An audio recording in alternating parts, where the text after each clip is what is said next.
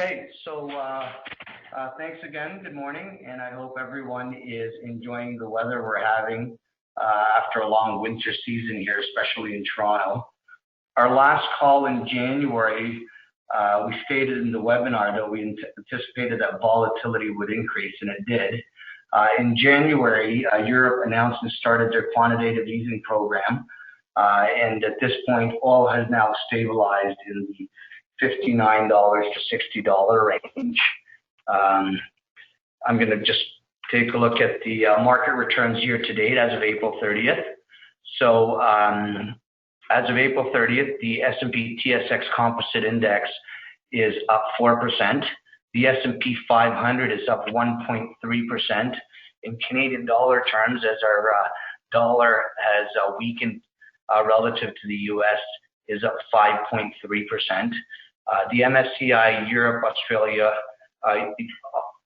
Australasia Far East Index is up 8.1, but again in Canadian dollar terms that's 12.3%, and in emerging markets we're positive 9.6 and 13.9 in Canadian dollar terms.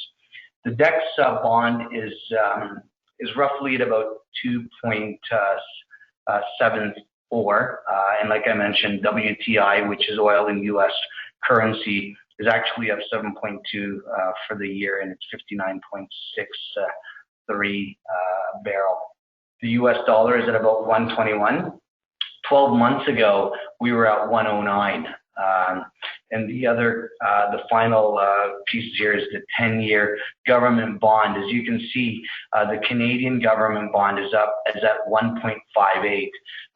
12 months ago, it was well above that at 2.4, although we have strengthened over the last 3 months weakened in bond market terms, going from 1.25 up to 1.58, and the 10-year Treasury, which is the U.S. bond, is at 2.03, although 3 months ago it was at 1.64, but a year ago it was at 2.65. So that's been the start of the year, and as I mentioned, we anticipated volatility, and here we are. As always, I have with me on the phone our celebrity guest, Gareth Watson, Director of our Investment Management Group. His presentation will cover views on global monetary policy and interest rates, especially in the Eurozone with quantitative easing in full force. And of course, he'll provide us with his team's view on Canada and the U.S., along with our Canadian dollar and the ever-popular subject of oil and commodity prices. After Gareth, I will briefly discuss the changes in the budget regarding the tax-free savings account and the lowering of RRSP withdrawals. So I want to pass it now over to Gareth. He's going through. He's going to use a hard copy of the slide, and he's doing his presentation remotely, so he'll just let me know whenever he wants to move to the next slide. So welcome, Gareth, and thank you very much again for being a part of our webinar sessions.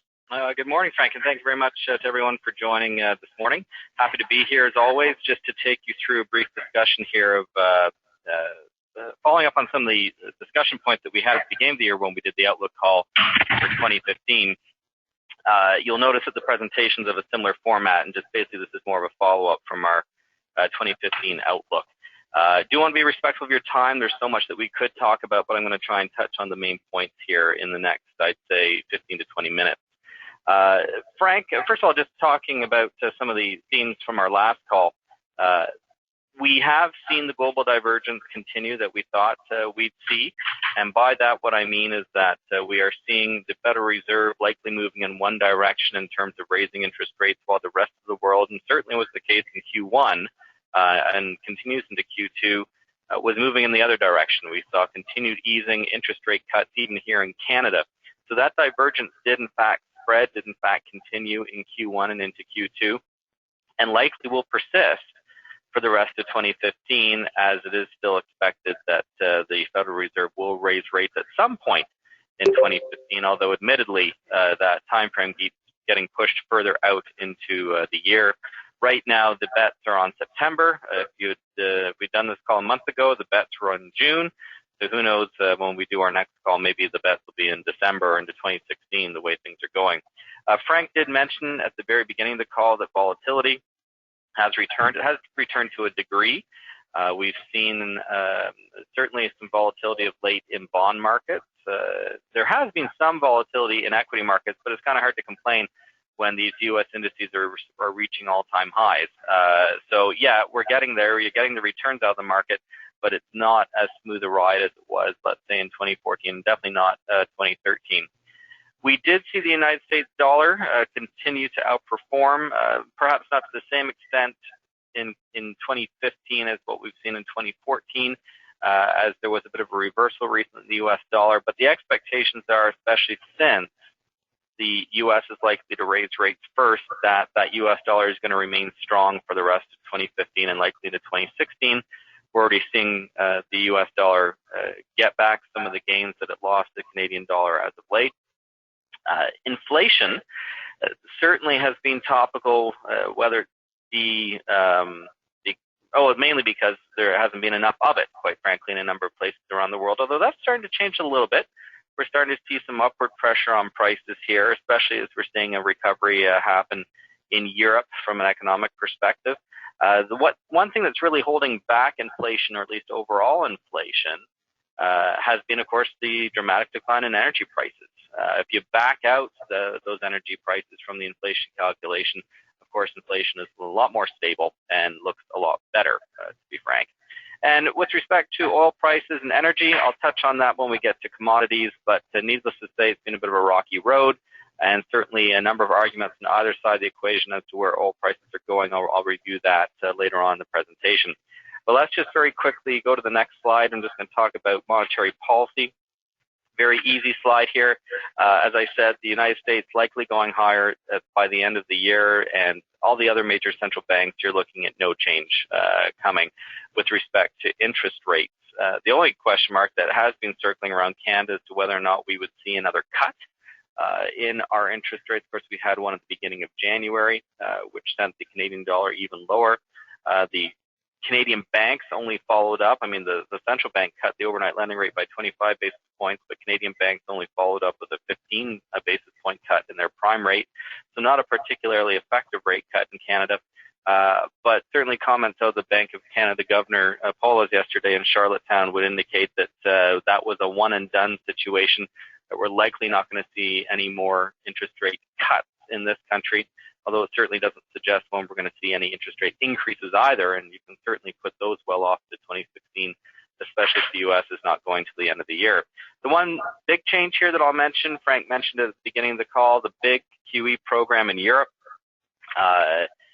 I'll touch on that when we get to the European slides, but needless to say, this is a big effort on the part of the European Central Bank. It was bigger than expected, and it's had a very positive effect on European equity markets.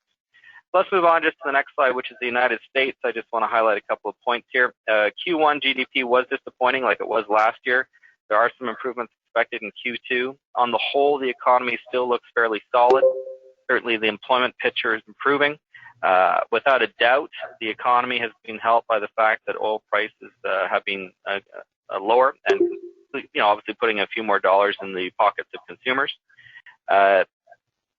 With that said, when we look at U.S. data now, it had been so good for so long that the expectations of economists started to move higher. And now all of a sudden you have a higher bar that you need to meet. And some of the more recent statistics have not necessarily met that bar. So it's not to say that the data coming out is terrible.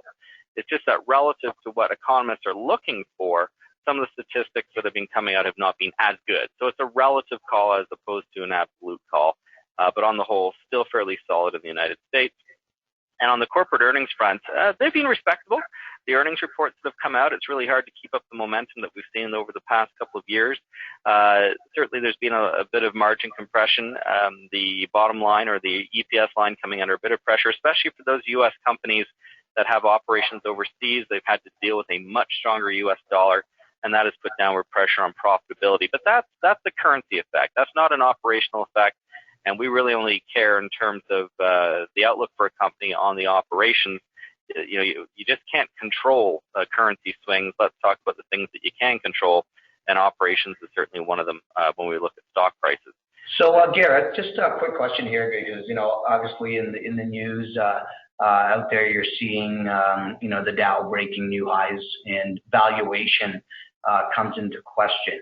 And based on what you're saying, it seems like it's relatively valued. But can you maybe just expand a little bit, or just comment on that with respect to the U.S.-based companies? Yeah, I mean, when you look at the valuation of a company and how it can improve, obviously earnings growth is one thing. You can have what we call multiple expansions. So you can have the earnings of a company improve, therefore increasing the valuation of it, but you can also have the multiple of it. In other words, how many times earnings are you willing to pay for a company? That can expand if the outlook for the company or the sector that it's in is particularly strong. There's a number of ways that you can improve valuations, and yes, the market has been in a very big debate right now in terms of valuation levels in the United States. Certainly the consensus would be that they are getting a little bit pricey, particularly those that have been high growth flyers here over the past couple of years. The question is whether or not this economic recovery still has a lot of legs in the United States, and obviously those that are continuing to buy in the market believe that it does. Obviously, a lot of companies out there flush with cash. They're buying back their own shares. They're increasing dividends. They're returning cash to shareholders. Obviously, a very positive thing. But to be blunt, going forward, I think it's 2015 has been chalked up as a stock-picking year. And what that means is you just can't go in and buy the market. You're going to have to be a little bit more selective in the names that you buy, because we've had such a run-up in stock prices, and the record highs on the indices would be an indication of that. So that's how I would qualify that in terms of looking at valuations in the U.S. Okay, and I'm just going to put a plug in there on our philosophy of asset allocation, and with the U.S. doing as well as it has, we participated with part of the portfolio, and again, this falls into our wheelhouse of how we manage money and not over allocating or over concentration on a portfolio. Great. Okay, so moving on here to Europe on the next slide. The big thing here again is the QE program that transpired, or at least it was announced back in January by the European Central Bank. This was a long time coming. The market was expecting it. They just didn't know how big it was going to be, and it was much bigger than expected. And I'll show you a chart soon that will display that. But just some other key things to note here in Europe that I've talked about before. The financing costs remain low because bond yields remain low. Financial institutions, therefore, in a better position. You've had big weakness in the euro, really starting to help exporters in the eurozone obviously pick up business and get the economy expanding. And of course, a lot of the calls for austerity have disappeared. A lot of governments have not necessarily balanced their budget, but they have reduced their deficits. So from a fiscal picture, things are looking better, but at some point they're going to have to start reinvesting in their economies to get them to grow. And Europe is definitely a place that benefits from lower energy costs. They are big importers of energy as opposed to the United States, which produces a heck of a lot of its own, as do we here in Canada. They are loving the lower energy prices right now. So you have a competitive currency, you have lower costs, and obviously easier financing. That's a great recipe for some decent returns. And well, Europe's actually been posting some very strong returns for some time now. So this is not a new thing. It's just more of an emphasis of something that's been happening for some time. I'll just flip to the next slide just to show you here. If we take a look at the European Central Bank's quantitative easing program, the amount of money that they're going to put into the market, and this is going to be basically €1 trillion over the course of the next couple of years, relative to the net supply of actual bonds out there that you can buy. They're going to be buying up the biggest chunk of them all amongst all the central banks out there, and the different programs that we've seen with the Federal Reserve, the Bank of England, the Bank of Japan. The European program is the biggest relative to the size of the bond market that they can buy up, and this is why you've seen bond yields obviously head lower. They've said they're going to accelerate the next couple of months because Europe basically goes on holiday in July and August. I wish that was the case here in North America, but it's not. However, that's got the market even more excited in the short term about the bond market. Yields have headed lower over the past couple of days. Let's flip over to the next slide, and I'll just show you a graphic here about the volatility that we've seen in bond markets. The long euro government bond short euro currency trade has been a very crowded one. And what I mean by that is a lot of people knew that this quantitative easing program was coming. A lot of investors realized that was positive for European government bonds. It was negative for the euro currency. So you go long one, you go short the other. Everyone was doing it. And as soon as you start to see some cracks, people were starting to reverse that trade. You get increased volatility because everyone's trying to reverse at the same time. That's been happening over the past month. As you can see, yields have headed a little bit higher, but on an absolute basis, these yields still remain near all-time lows. So this is not the beginning of something that we need to panic about. However, it is a good example of how volatility can increase even with quantitative easing in place. We'll just flip to the next slide and touch on Canada briefly. One question before we leave Europe, Gareth. Any comments on Greece? I know in previous, historical webinars that we've had, Greece was topical, and it seems somewhat topical. What are your thoughts on Greece and their world? I think that at this stage, well, number one, there is still a large amount of money at the disposal of the European Central Bank and other institutions to help the Eurozone in general if Greece were to essentially become a basket case and leave the euro. I think the concerns that were around, let's say, 4 or 5 years ago about Greece leaving the Eurozone are not as big as they are, they were bigger back 4 or 5 years ago than they are today. Without a doubt, there are obviously going to be some fallout effects from a Greece exit from the euro if that is the way that it goes. But the European Central Bank and all the governments have had time to make contingencies for this to happen. And for that reason, we don't think that it's going to be a dramatic impact to the market. And Greece knows this, and this is basically why now they're playing ball, because essentially Europe knows that they can do without Greece, and I'm not sure if Greece knows that they can do without Europe. So I think even though we have this, if we can call it anti-Euro government in place with the Syriza government, they are still, I think, going to try and play by the rules and keep Europe in the Eurozone. After all, I mean, they've just been hand-given tons of bailout funds over the years, and why would you necessarily say no thank you to that?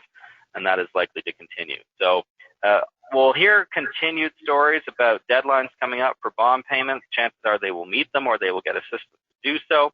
But if at the end of the day they don't and they do end up exiting the Eurozone or they get kicked out, there will be a disruption to the market without doubt. I just don't think it will be as severe as what it would have been back when Greece started to be a problem 4 to 5 years ago. Okay. On the Canadian front, we are getting a bit of an assist here from the U.S. We had been a little bit below capacity in terms of economic performance in Canada. The job numbers are very lumpy here. We obviously have had a fallout from the energy sector hitting provinces like Alberta, Saskatchewan, Newfoundland. Certainly talk about at least Alberta and Newfoundland heading into recession in 2015. Also, of course, a government change in Alberta, which will be interesting to see. One that tends to prefer to raise revenues as opposed to cutting costs. However, we still seem to be holding in reasonably well.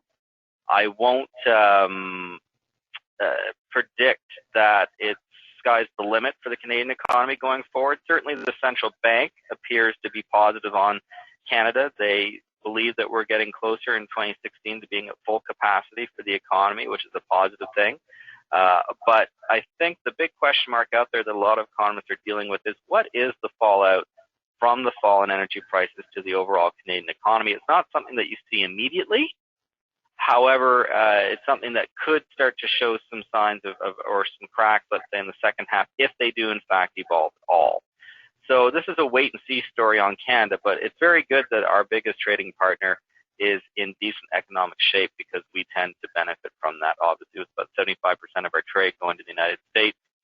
We supposedly have a balanced budget, according to the Conservative government, although certainly some Sensitivity analysis to that budget suggests that even if they slightly miss on revenues or costs, we will definitely be in a deficit position in 2015.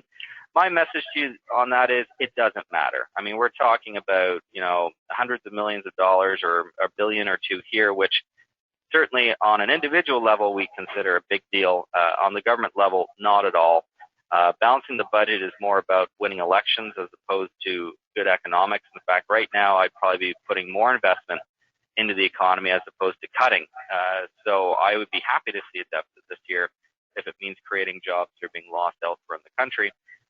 But nevertheless, don't lose any sleep if, in fact, by the end of fiscal 2015, our country didn't balance the budget or didn't post a surplus. Consumer debt, still an issue in this country, going to be until rates go higher. So we're going to be talking about this well into 2016. And of course, it'll be very interesting to see how the rest of the year plays out, mainly because we do have a federal election coming up in October. Obviously, different ways of managing the books between the different parties, and we'll have to see what their election platforms are going to promise. Although basically the Conservatives have already announced their election platform. That's exactly what the budget was, and their main components, of course, is some tax relief here with respect to income splitting, and also some changes with respect to RIFs and the TSFA. With that said, let's just touch on a couple of last things here before I hand it back over to Frank with respect to market-related matters. I'm going to go into commodities on the next slide just to show you how commodities are doing. Whereas energy were the worst performers in 2014, and certainly natural gas not doing that great this year, crude oil is up near the top in terms of performers. Admittedly not huge, it's just north of 5%, whereas agriculture is where we're seeing the weakness this year, so far at least in 2015. Now, I'll just touch on crude, I think, which is the most topical commodity of them all these days as to where prices are going. Certainly a wide range of estimates out the street as to what the price of oil should be a year from now. The supply-demand fundamentals, I think, are probably working to keep oil prices around the $50 to $60 level, namely because, around the $50 level, namely because we have seen prices increase as of late. The only problem with that is once prices start to climb higher, a lot of shut-in production in the United States, particularly when it comes to these new developments in places such as North Dakota, they can easily come back online. And when you start to see production increase again, and we're not saying it's an immediate increase in production, it certainly takes time to turn production back around and turn it on again. But if there is a decision to increase production that has in fact stopped over the past year, that just increases supply, which puts downward pressure on prices. So the whole supply-demand balance here is a little bit out of whack. I think there is a ceiling on oil prices because with higher prices comes increased production, and there's all kinds of excess capacity out there globally that could come back online. You also have the potential increase in supply coming to places that are admittedly geopolitically unstable, such as Libya and Iraq, and also Iran. If in fact there's some progress made here lifting sanctions on Iran, you're going to see more Iranian oil put into the market. So I wouldn't say that we're headed back to 100, considering the recent move. In fact, I don't think we'll see 100 for quite a while, if not for years. However, be cognizant of the fact that the volatility, because of the supply-demand balance and the ability of production to come back online, is going to continue. And with that, you'll probably see some continued volatility in the TSX Index on our next slide here, just showing you that we've had a bit of a lumpy ride here in Q1, some ups and some downs, not back at that record level that we reached in the summer of last year. Could take a while for us to get back up there unless we do get some support for commodity pricing. The energy and materials sub-indices still significant contributors overall to the TSX Index, even with the recent decline in commodity prices. And of course, the Canadian banks, which will start to report earnings next week. Those are your main contributors to the index. But on the whole, you can see going back to those lows in December, the market has been on an upward trajectory here. And perhaps it has been the fact that some of these commodity prices have recovered. But certainly when you look at the performance from, let's say, September 2014 to today versus, let's say, September 13 up until July 2014, that was a much smoother transition upwards. you can tell by the ups and downs of the market over the past 6 months that volatility has been far much more at play than what we've seen in previous years. And finally here, the Canadian dollar on the next slide. We have not been bullish on the Canadian dollar for some time, namely due to the combination of, let's say, U.S. dollar strength because of monetary policy, but also the outlook for commodity prices, which has not been good since last summer. All that's contributed together. And of course, the rate cut didn't help either in January, but has contributed to push the loonie lower. We have had a little bit of a bounce back as of late. I would not view this as any type of long-term secular recovery in the Canadian dollar, and I think, you know, the 80-cent levels where people should hang their hats here for the next couple of quarters. And if we do get another leg down in oil prices, it is possible that we could break down below the 80-cent level again into the 70-cent level. Not the 70-cent level, but the 70s, the high 70s for the loonie. Bottom line here is that currency movements are very long-term cyclical in nature. Right now, the Canadian dollar is out of favor, and the factors that put us up at parity just don't exist anymore. So investors shouldn't expect us to go back up to that parity level anytime soon, not for a long time. One question regarding that Canadian dollar, Gareth, is the key driver either up or down? Do you see it more from a Canadian economic standpoint or more of a petrodollar type of catalyst? Well, in a way, they're kind of related because the economic conditions certainly are driven by activity in the oil patch to a degree. Not the only thing, obviously, that moves us higher. But I certainly do think that people associate commodities with the Canadian currency. Admittedly, I do think that there's been a little bit more of a transition to the broader economy and not just commodities as of late, but certainly there's an influence there still from oil prices. Okay. Great. Okay. Well, thank you again, Gareth, for your insights and outlook. As I mentioned, from an asset allocation standpoint, we are underweighting our fixed income and bond allocation and target weighting our Canadian stock allocation. We will also be target weight our U.S. We were actually overweight U.S. the last couple of years, so we're going to trim that down and possibly reallocate about 5% of the large cap more towards the small to mid cap, as Gareth mentioned in the earlier slide. Some of these large cap multinationals are having a bit of a headwind based on currency. So we haven't done it yet, but we may reallocate part of our U.S. large to small to mid cap. And we will have a slight overweight to international stocks, which consist of euro and emerging markets. And we will still maintain about a 1 to 2% weighting on convertible bonds. So now I'm going to quickly review a quick 2-minute synopsis of the budget and how it affects investors in Canada. As you know, the rules have changed for the tax-free savings account. So that number has been increased from $5,500 to $10,000 per year. So anybody who has not contributed can now contribute up to $40,000 this year, and that's an increasing of $10,000 per year. The key difference is that it's not indexed. So you know, as I mentioned, that's one of the benefits of the budget. And the other one is really the risk minimums. I think we've all established that people are living longer, and I think the old risk schedule, the life expectancy was much lower than it actually really was.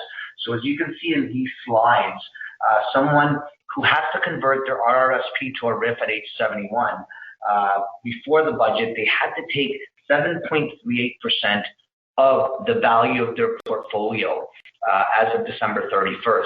Now it's been lowered to 5.28%. So you can take more, but the minimum has actually been lowered.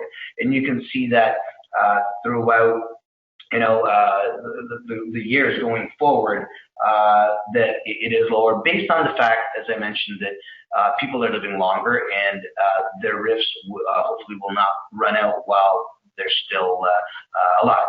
So those are the key changes I wanted to go over. I believe we had a little bit of a technical glitch, so some of the slides were not shown. So what we will do is we will forward the slides to those that are here, and we will also send it in our newsletter. So again, I want to thank Gareth for joining us, and we look forward to the balance of the year. I truly believe that there is going to be volatility, but we still feel positively about the markets in general. So you can expect another webinar within the next quarter, but at this point, I want to thank everyone for joining us, and I want to wish everyone a happy and safe summer. Thank you.